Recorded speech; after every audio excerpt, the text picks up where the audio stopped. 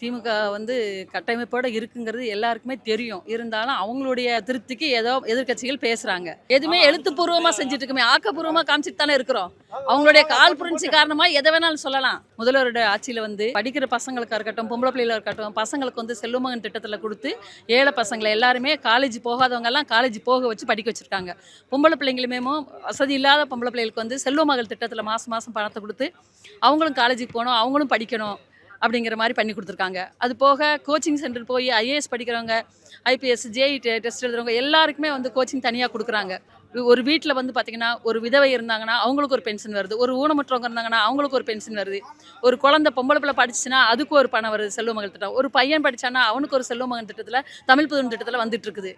அப்போ ஒரு வீட்டுக்கு ஒரு மாதத்துக்கு ஒரு 7,000 ரூபாய் 8,000 ரூபாய் கணக்குக்கு லேடிஸ்க்கு ஒரு உரிமை தொகை வருது. அது போக பார்த்தீங்கன்னா, இளைஞர்கள் யார் படிக்கணும்னு முயற்சி பண்ணாங்களோ, படிப்பு வசதி இல்லாதவங்க எல்லாரையும் படிக்க வச்சுட்டு இருக்காரு எங்கள் முதல்வர். எத்தனை மியூசியம், எத்தனை நூலகம், எல்லாமே வந்து கலைஞர் நூலகம் மறியல் திறந்தது. அந்த மாதிரி எல்லாமே வந்து நல்லா தானே செஞ்சுட்டு இருக்கோம். ஒர்க் பண்ணுற உமன்ஸ் வந்து எங்கெங்கே வெளியூரில் போய் ஒர்க் பண்ணுறவங்களுக்கு வந்து தோழியர் விடுதி, அவங்க குழந்தைங்களுக்கு கிரீச் வச்சு அந்த பிள்ளைகளை பாதுகாக்கிற மாதிரி பண்ணி கொடுத்துருக்குறாங்க.